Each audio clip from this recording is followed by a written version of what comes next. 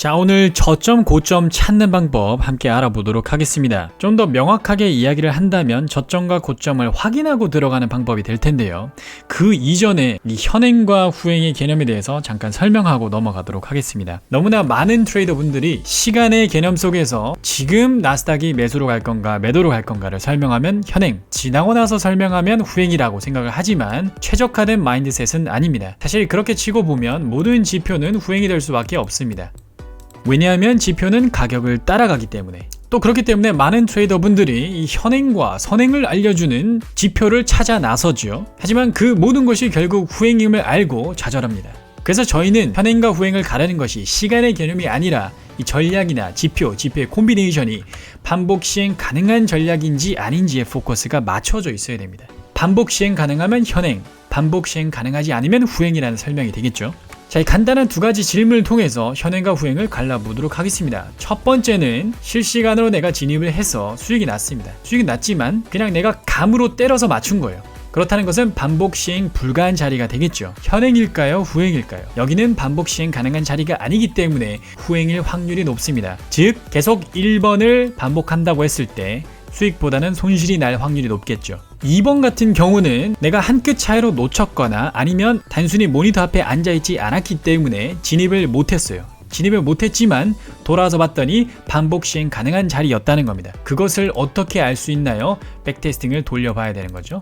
백테스팅을 돌려봐서 이미 어떠한 자리가 먹히는 자리인지 아닌지를 알고 있습니다. 2번은 진입을 못했고 수익도 나진 않았지만 반복 시행 가능한 전략이기 때문에 지나고 나서 차트를 본다고 해도 여기는 현행의 관점이 되는 겁니다. 그래서 이 시간의 개념에 집착을 해서 현행과 후행을 가리지 마시고 반복 시행 가능한 자리인지 아닌지에 대해 포커스를 맞추시면 지나간 차트로 분석을 해보셔도 굉장히 날카롭게 분석을 할 수가 있고 시간에 구애받지 않고 항상 현행으로 분석을 하실 수가 있습니다. 자, 그럼 저희 이제 나스닥 1시간 차트로 넘어와서 최근에 무슨 일이 일어나고 있는지 함께 분석을 해보면서 저점과 고점 찾는 방법에 대해서 논해보도록 하겠습니다. CPI가 터지고 강한 상승을 동반하면서 고점을 계속 깨고 이동을 하다가요, 모멘텀상 큰 하락 다이버전스를 맞고 고점을 낮추는 조정장을 거치고 난 이후에 오실레이터 진폭이 좁아드는 횡보장을 거쳐서 지금 이제 다시 상승 모멘텀을 받고 있습니다. 아마 대부분의 단기 트레이더 분들이 30분과 60분 기준상 추세 기준이 깨지지 않는 다라는 가정하,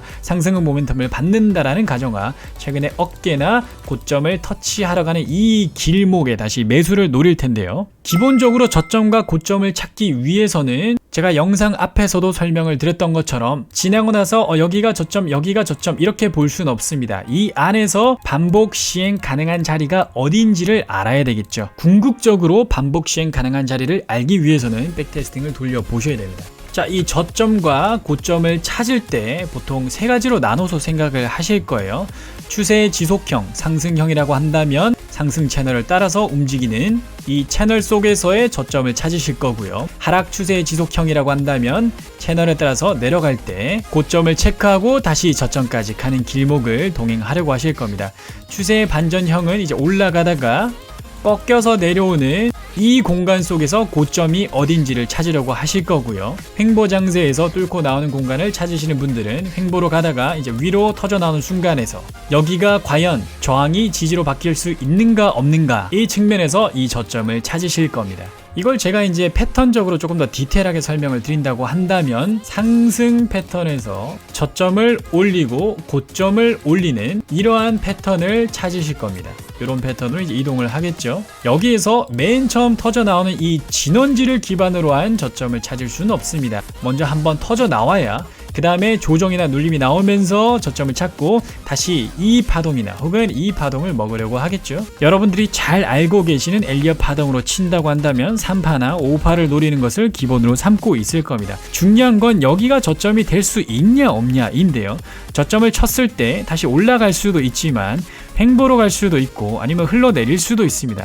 저희는 이 2번과 3번을 피해가는 것이 목표가 되겠죠. 자, 그래서 여기에서 여러분들이 이제 최근에 저점을 잡아서 다시 고점까지 가는 길을 동행하려고 할 겁니다. 추세의 기준을 통해서 저점을 어느 정도는 알고 있어야 됩니다. 여기서 조심해야 될 거는 이 저점이 몇 점 몇의 개념은 아니라는 거죠.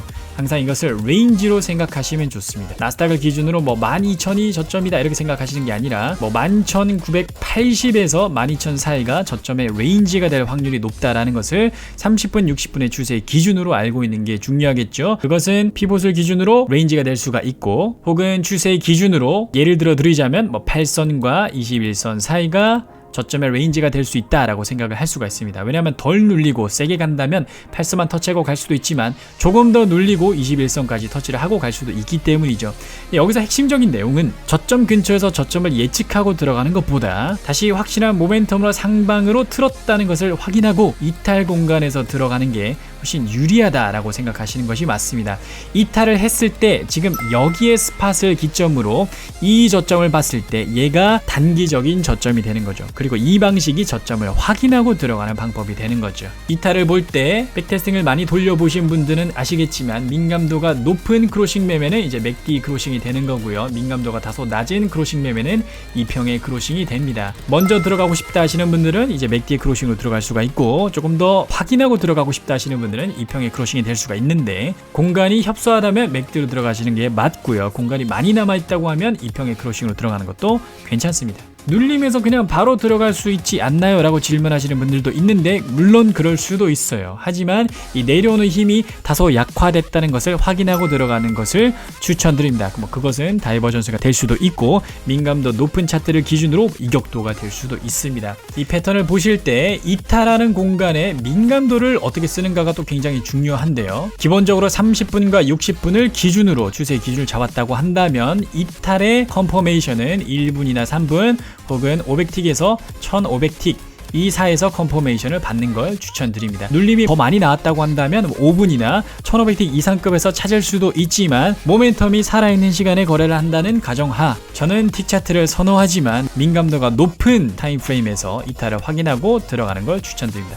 자, 똑같이 두 번째에서도 고점을 갱신했기 때문에 추세 기준이 다소 올라가겠죠. 추세 기준상 레인지를 확인하시고 민감도에 맞게 이탈하는 공간을 노리시면 됩니다. 한 번, 두 번까지 노렸다고 하면 세 번째부터는 조금 더 조심하시는 걸 추천드리고요. 왜냐하면 그때는 상승 채널을 그대로 따라 들어가는 것이 아니라 이제 가로 매물대를 맞고 다시 갈 확률이 높습니다. 그리고 제가 설명드렸던 것처럼 헤드앤숄더는 하락장에서 쓰는 것이기 때문에 상승 채널로 이동을 할 때 헤드앤숄더를 쓰면 이 어깨에서 맞고 내려가는 것이 아니라 어깨에서 이렇게 뚫고 올라갈 확률이 높다라는 것을 생각하셔야 됩니다. 이 그림을 이제 그대로 뒤집어 놓으면 하락장에서 여러분들이 고점을 체크하고 들어갈 수가 있습니다. 첫 번째 파동의 이 진원지를 확인하기는 조금 어렵고, 처음에 소급이 들어와서 모멘텀이 강했다라는 가정하, 맨 처음 고점을 터치할 때 추세의 기준을 확인해 주시고, 추세의 기준상 이격도가 크지 않다라는 가정하, 여기서 다시 이탈하는 공간을 이렇게 크로싱 매매로 노리시면 될 것 같습니다.